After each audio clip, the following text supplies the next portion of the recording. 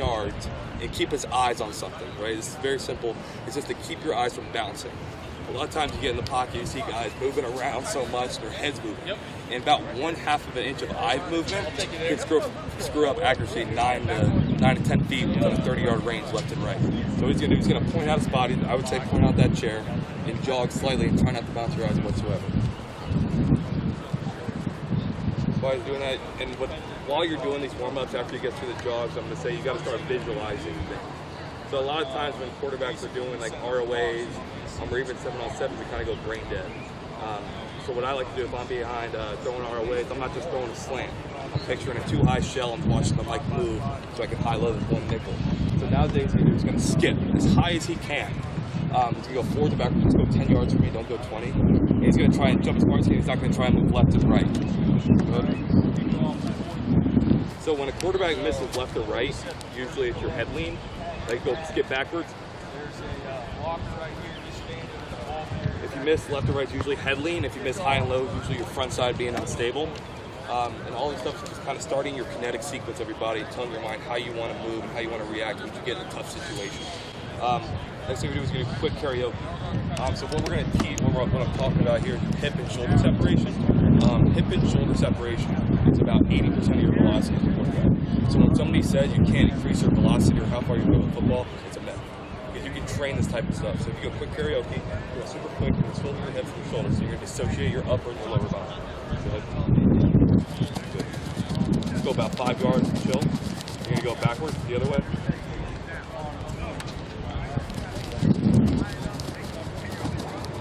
Good. And now you're going to do the same thing, but you're going to go elongate. You're going to try and reach as long as you can for 15 yards, and then come back the other way. Yep. So get as far as you can. So this is stressing your upper and lower body flexibility. So you should be able to move. It's the same thing as swinging a baseball bat. Because playing quarterback nowadays is a rotational sport. So if you're going to swing a bat, right, you're going to load by pushing the hands back and closing your shoulder with your step. It's the same thing with quarterbacks now. If you're going to watch Tom Brady in the pocket, wherever he's going, wherever he's sliding to, his front shoulder will delay and his hips will go forward. And it creates this natural tension. So I would have got today right here by his form. And I was going to ask him to twist his hips into it. So creating torque naturally right there. So what the old way to teach it is that they say wipe the windshield, right? So what that would do is that I would take your front shoulder and take it with your hips, and there would be no dissociation whatsoever. So if you're doing the same thing, 1, 2, break with it, all torque goes away. Right now you're putting all that stress on your shoulder. So what he's going to do now, we're going to get the shoulders activated, and he's going to go about 10 yards. He's not going to go 20, so we can go faster. And we're going to get in the flex tees. So what this does is a good warm-up, and it's also a good recovery. So we're going to flush out all the lactic acid. We're going to activate all the little muscles in the shoulder. So what the cues are, we want to pinch our scaps and have our shoulders in front. We want to pretend like there's a wall behind us. And you want to be able to see your eye. Your eye should be able to see your elbows and your periphery. So go for a walk. And we're going to go 4 different ways. So you're going to go 10 in back. Usually it should be 20 in back. Bring it on back. I'm going to have it go 5 yards. So now you're going to go palms forward and rotate. Alternate. Yep. So after about, you should be able to do this, a natural quarterback should be able to put his arms up for 5 minutes without it falling down. The key is you don't want to drop. You want to try and push your lemon here, so when you get to a point where you can hold on to these balls for, say, 9 minutes, now go fingers in. There you go, thumbs in. So it's 3 hand positions, because as a quarterback you have 3 hand positions. You're going to come here, pinkies forward, palms forward, pro dance. He's going to try to avoid. You can do this. It should get a really good burn. And I like to do it every single day, because not only does it warm you up, but it recovers you. So now go pinkies forward. It should burn. So it also strengthens. So that's why we have the 2-pound balls in his hand. It could give you strengthening in your shoulder. And I'm not talking like your deltoid. I'm talking about your little guy. So when a quarterback says that he has arm pain, right? If it's in the front, it's usually a mechanical issue. If it's in the back, it's a strength issue. So nowadays, like what Zay needs to do nowadays, because Zay's a very long guy. He's very lengthy. He's very wiry. But sometimes he can't control himself because he has so much torque that he can generate. So what I have him do is I'll do like weighted ball holds. The whole start, toes forward, step and throw, or even dropping. He's going to throw the ball with. So this ball in the front hand, this is to simulate a strong front side. if you were to take it out, now it feels super light and your front side will fly open. If you try to coach yourself and talk to yourself to torque into the weighted ball in the front, it keeps you a lot stronger front side. So he's going to throw while holding onto the ball. He's not going to let go of it. You take about 3 stepping throws. There you go. See how he's keeping his front side closed? That's going to keep, one, it's going to help your shoulder health, and 2, it's not going to help you from flying. It's going to help you from flying open and missing high or low. So we'll do those. So that's just, again, if you feel like your quarterback's strong, he's got a lot of arm pain in the backside of his body, try to get a weight in his hand, a weighted ball. If it's 2-pound plyo balls, maybe your baseball team has them, it'll really help him. And if you look on Twitter, if you go Tom House, front side or weighted ball program, you should see all this stuff on there too. This is the same exact stuff that Brady, Breeze, Mahomes, this is their guys. This is stuff that they do to maintain themselves so they can recover faster. So we did the tap and go. So the last thing I want to show is this tap and goes. It's a little funky. So basically from your first forward movement to throwing the football, it should take 0.17 seconds. That's how long this should take, 0.17 seconds. And from this point, your first movement to ball release should be 0.75 seconds. So what we're going to do is tap and go. So basically we're telling our body, we're going to step, clap. It's about 5 tenths forward and back. And what we're doing, we're telling our brain when we want the ball released from the front step. Is going to simulate it. Go ahead.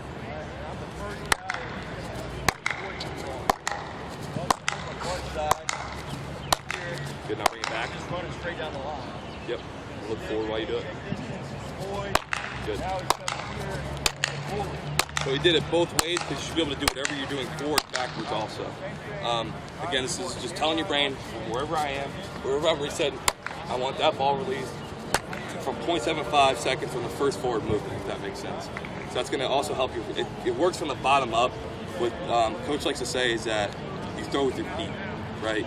And when you're throwing, you want to be able to start here because it works from your back foot, your back hip, to your shoulder. It works bottom up. If everything gets out of sync, that's when you see the most inaccuracy or shoulder problems. So what we're going to do, since he's warmed up, that should really, the whole warm-up should take about 15 minutes if you're doing it properly. And he'll start with the throwing progression. So what we like to do is just start 10 toes forward. We're just going to rotate around a little bit. Feel like you're rotating around your spine. And you want to focus on not having any type of head lead. Go ahead. So a lot of times the old coaches always say, let's throw over the top, right? Let's get over the top, let's get the ball over. But this is where you see the most inaccuracy at this point. So you want to get to a point where you keep your eyes level just like the beginning of the warm-up. And keep your head as stable as possible. So you do about 5 throws of those. So this is what you're simulating here too. Numbers-wise, this is 1 times your body mass is what you're simulating because you're not having any steps. You're not dropping and hitching into it. This is how you start. You want to tell your body, this is 1 times my body mass throwing a football. Then you're going to step and throw, and this should be 2 times your body mass. This is how the progression should go. You should never just start stepping and throwing or hitching and throwing. Start from the bottom up. So he's going to get about 3 throws there.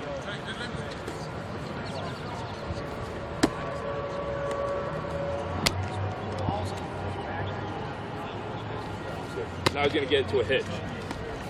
So the thing with hitching, a lot of times you'll see quarterbacks click heels or get too wide. The biggest your step should get on a hitch is 1 foot, one of your feet. If you get too wide, that's when you see the front side wide open and missing high and low. If you go too short, that's when you see a lot of this extending of the leg. When you extend the front leg, that's when you see the over and down kind of action. That's how you miss high or low. So he's going to focus on keeping level eyes still and no lead. Yep, you're going to hit.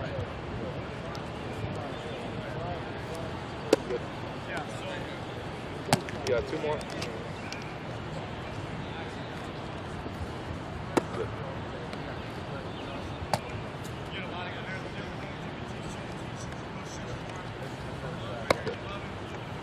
Go through the warm-up. When you're done with the weighted balls, you can also do the same drill that he was doing earlier. Throwing into it, holding on with the speed towel. So if you hold this ball, it's going to develop strength, but if you use a towel, it develops speed. All right, so if you see a quarterback's got like a long release, where he's taking forever to deliver the ball, give him a towel, let him throw for about 10 minutes with a towel, and do the drops to go speed as fast as they can. does for me, it really activates my lower half going first. So Zay's, what he's going to do is he's going to just step and throw the ball as hard as he can, underhanded, while throwing his hips first. Good. And if you notice, his chest never over-rotates. That's the same way with throwing a football. Good.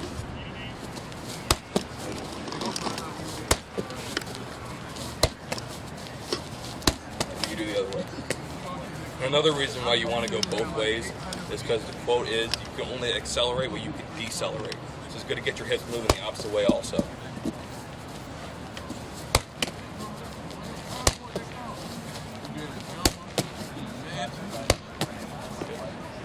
So what we're doing right now is we just got done with, for example, pre-practice, right? We got done with pre-practice, now you're heading the flex lines, you're getting stretching, and then what we like to do is at Charlotte, we like to do a kind of a ball security spot. A lot of times the quarterback play, you don't practice it enough. We can just do it here, Andrew. That's fine. Thank you. Today's going to go through the hurdles. Think about going high and tight the whole time, chin it, whatever you want to call it. Because we will run the ball, you always got to move in the pocket. So it's good to practice these types of things. You know, 1 foot, 2 foot. Slide through.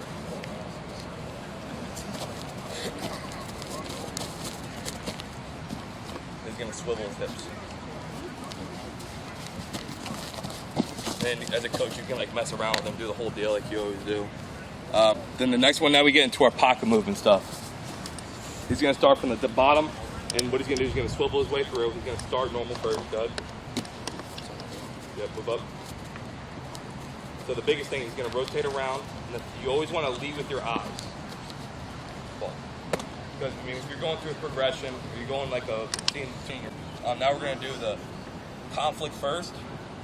So, the conflict climb, and what he's going to take a drop, and he's going to simulate like a defensive end rushing upfield, and he's trying to get your hands on it. So the biggest thing is before you want to protect the ball, he's going to step through, reach out his feet like he's setting up for a dig.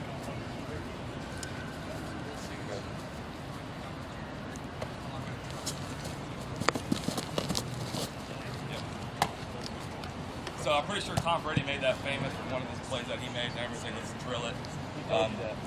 Right? He told me that. Because, I mean, you can do it multiple ways. You can step through right away, the reset. I feel like it's a little bit harder sometimes. I've always been the one to just push the ball hard, get my shoulders turned, then flat, bring it back. I feel like it's easier. Then he's going to do a stop and pop. That's what we like to call it. So we're going to stop. So this is also simulating a DN, but you have a wall here, and you have to get out. The guy's called haul and tail. Good. So if you hit a receiver there, you go to him, obviously. But that's also one of those things where you have like a crosser, right? You got a shallow cross heel. You're getting out, and you got to be able to pop and make the throw. Because obviously throwing like this is hard. You can do it if you're talented enough. You'll see baseball players be able to do it. But to be able to drop and stop like a receiver would, and he's coming out of break, drag your back foot, and align your back foot. It can get hard. I think the biggest key is, though, you never want to pop and stop before a divider. And what I mean by that, because you'll see the most cases. So if I'm at the half,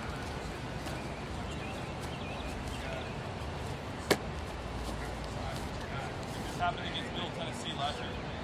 I got to flush out, and I get to the divider between the hash and the numbers. I pop. I'll have a DN, pull and tail, and I'll get the ball flying in the air.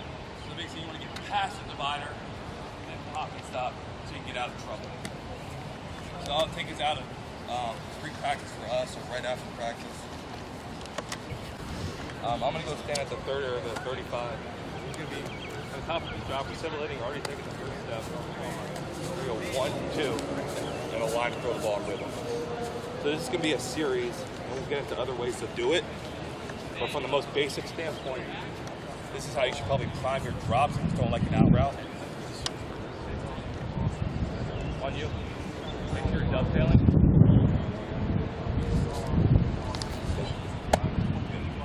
So this is like simulating a rhythm bench right here. Alright, Zay, do another one, but don't dovetail. So when Zay does dovetail right here, it's going to simulate not getting your front side aligned and your back leg aligned. Go ahead. So now he's going to be forced to over-rotate. If he doesn't dovetail, like he did, so that's a good dovetail. If you don't dovetail, Now you're forced to force your front side to open. Now you're going to over-rotate this left or right. So now out of bounds in this one. Yep. Yep. So this is for like your flood concept. So for your flood concept, for example, you see first step back, you see middle close, middle open. Say you see middle close, now you're resetting to a deep sail route instead of a rhythm bend. Adding different types of tempos. Then the next deal is that you can simulate a pass rusher. So you can pull and pop, or you can add like a little back pedal. So we're going to drop, and he's going to simulate somebody coming at him. He's going to slowly back pedal, just a little bit to buy, a little bit of time, then realign himself to throw. So you go 2, 3, picture somebody rushing you, then back pedal slightly. Yep. Slightly, subtle movement.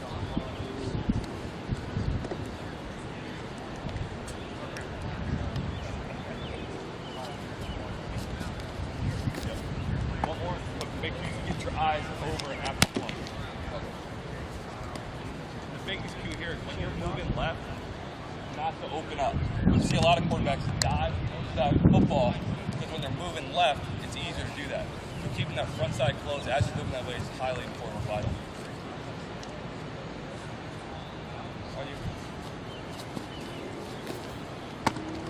All right, now do it one more and pull and pop.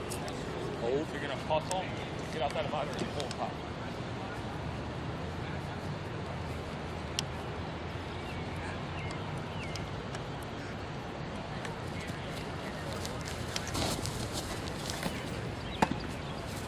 So one cue that I feel like is really important for the front side, because you'll see that as a big mechanical issue, especially in young quarterbacks, is when they finish, they should either be able to tap their shoulder, right? Feel like they're eating a hamburger, or just pull it back. Just was one of 3 cues you can use. Breeze like to pull it back, Brady like to touch, and then others like to use a hamburger deal for some reason. I always like to tap it. I don't really understand the pulling back one as much, because I feel like whenever you're done throwing, you're never really going to pull something back. That just worked for him. And another thing is when you work into your front side, you always want to bring your chest to your arm, not your arm to your chest. That's when you'll see a little bit of this action from quarterbacks. You'll see the high and low miss. Bring your chest exactly to it. And I'm going to show a drill in a second. It's called vector bands, and it's going to show you kind of pulling towards it with the towel. One more with this whole sequence. And again, this is going to go both ways. So it's good to get your quarterback moving both ways. I always feel like it was challenging going left because it's going to over-rotate. So we're going to sit here like this. And you're going to shuffle. On the clap, you're going to reset. So this is telling you, so right now my ankle is aligned over here, obviously. So doing this and clapping is forcing your body to move extremely fast and to get aligned with where you're going.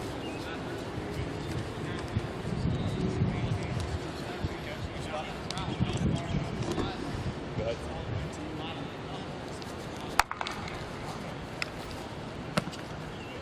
One more.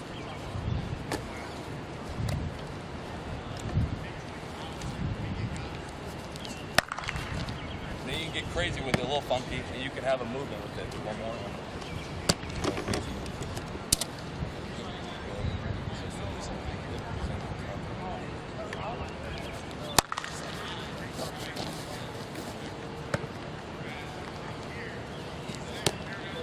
Then the last movement you can do is kind of, a lot of times people will miss when you're doing these type of movements is left. You do left and right and forward, right? A lot of times we don't do the reset back. Like the centers get bullied, right? Sometimes you take that pitch and you take an extra slide back, right? So teach yourself how to move, slide back, and react. Okay.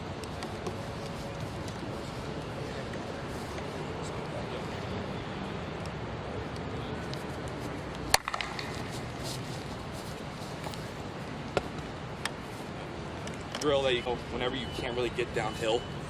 A lot of times you got somebody chasing you, you can't stop moving. If you see quarterbacks nowadays, they'll keep their shoulder closed. You'll see finish in a back pedal, right? So this is one of those drills that you can do. We're gonna start on that half. You done? You got me. You're gonna stand right in the divider on 35. And so he's gonna haul tail, and on my clap, he's gonna release the ball and finish in the back pedal.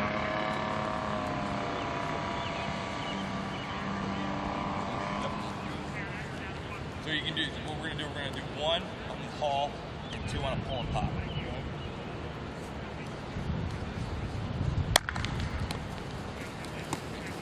why you finish in the back pedal. Because if you don't, that's when your front side's going to fly open, right? You can't really throw a football like that. You're not going to have any velocity on it. This is going to force you to pull your front side open or closed. One more.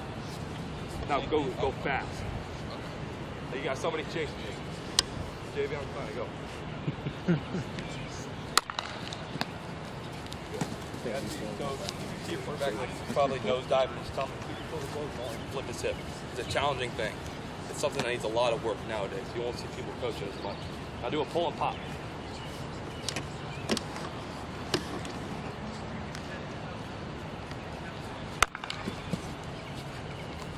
Now do one more and don't hit.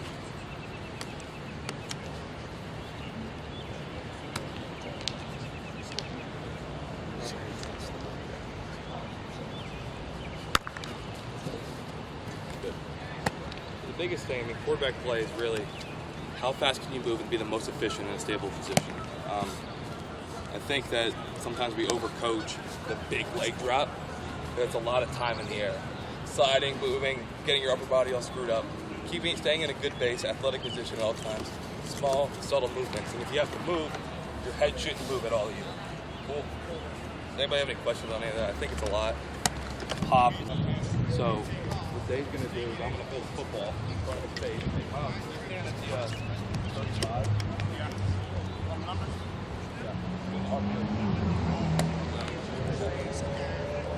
So the first round with your quarterback, you wanted to sit here, and you're going to hold the ball in front of him. He's going to pull it. Just like, so it's like, for example, let's picture a hitch. Move up 5 more. You have an alley defender, you have a trip formation, you have one alley defender, you're running inside zone away, and you're reading this guy. He comes in, you're pulling, going on an outside swing pitch. So the first one is the easier one. Pull and throw. Then the next one is a drop. He's going to put his hands on his head.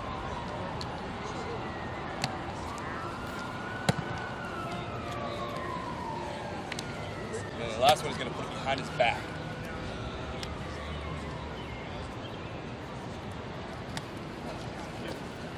That forces you to have quick hands, especially they got a message. Go to the other side, Miles. That's all you see is Instagram.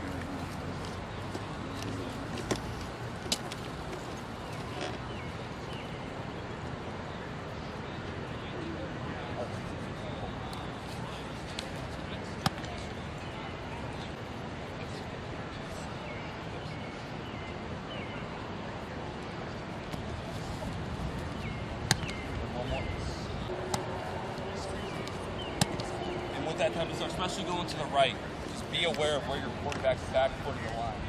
You'll see a lot of kids.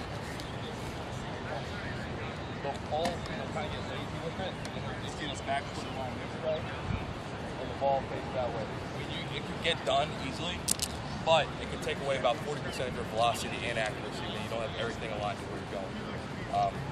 Front shoulder is important. You can say front shoulder.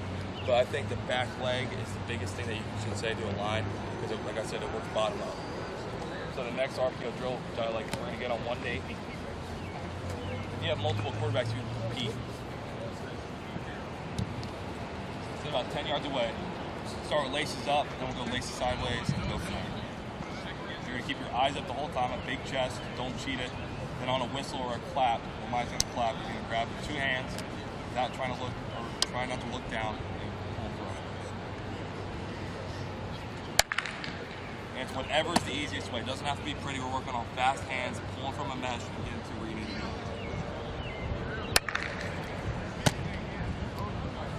We'll go laces sideways. Then you can get a little funky with it, and you can turn your hips another way, going against the rhythm. Yep, go turn your front knee that way.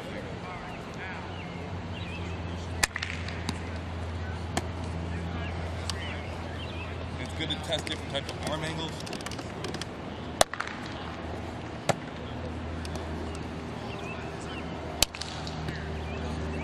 Because nothing's going to be pretty. You're going to have hands all over your face, especially with the RPO action, getting the linebackers tight to the line of scrimmage. You're going to see a lot of jumping, a lot of moving around, being able to maneuver your arm angle through defenders is the most important thing. line, but try not to take a hit. Because, you know, sometimes these guys coming in hot, a 250-pound linebacker hitting you in the mouth, it can hurt. I've been there before. The first one he's going to do is he's going to start on this hash. And he's going to start in back pedal, right? So stand here going that way. Get into a back pedal, so it's like simulating a free rusher. Again, you're hot. Good. Yep. Faster. Yeah, I got you. Fast.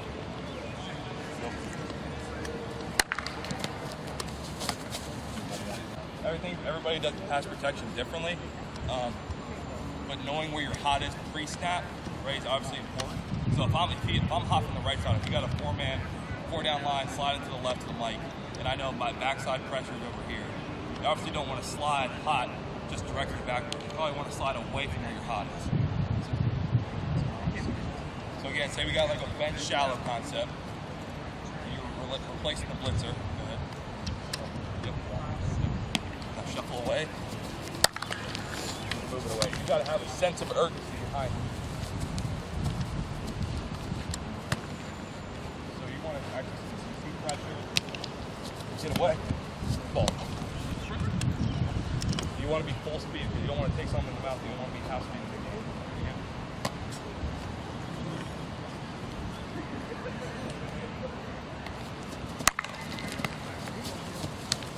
That's going to keep tell your mind what you want to do with the football and how you want to throw the football. What I've been taught is that when you're trying to fix a mechanical issue, I think one of the worst things you can do is put the ball back in your hand because your mind's going to do whatever your mind's been doing for the past 5 years. So we could throw towels, you could throw pee-wee footballs, throw baseballs for like 3 weeks, right? Put the ball down for 3 weeks, focus on 3 cues you're trying to fix, then put the ball back in your hand. You should have a better answer for what you're trying to do. So what Zay's going to do is he's going to put both bands in his front hand, hold the towel, and he's going to get as far as he can away from it. So we should feel like this band's going to yank him forward, right? And he's going to throw the towel into it, but the thing you don't want to do is you don't want to hit the band with the towel. So if you hit the band with the towel, it tells you that you're probably leaning or your front side's getting weak. So then he's going to do about 3 normal.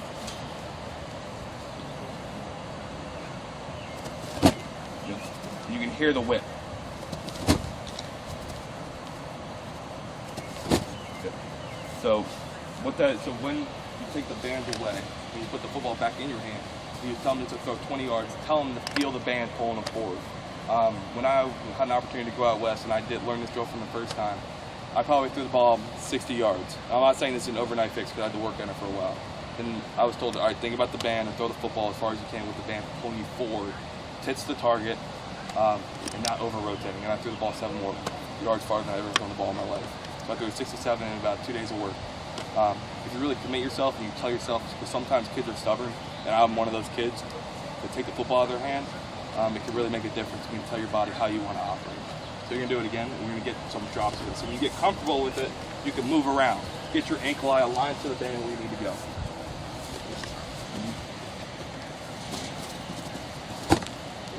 So if you bend left to right. Good. You can see his front side staying closed the whole time. Give me 2 more. Bring your chest to your hand and not letting that chest fall back with the band. That's when you probably will hit the band with the towel. So do 2 more. Bring chest to arm.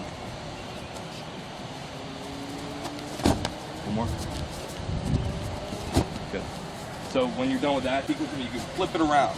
So that one was trying to show simulating your chest going forward and going exactly where you needed to go. Then when you flip it around, you kind of put it in your armpit. Now it's just teaching you how to keep your front side closed. And if you're pulled, you should be able to do this. If you do fly it open, you play stronger with it. You can put a weighted ball in your hand or whatever you got to do to keep it stronger.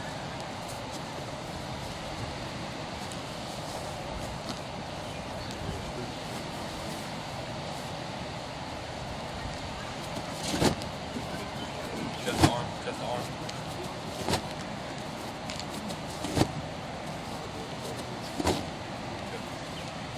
Any questions with that?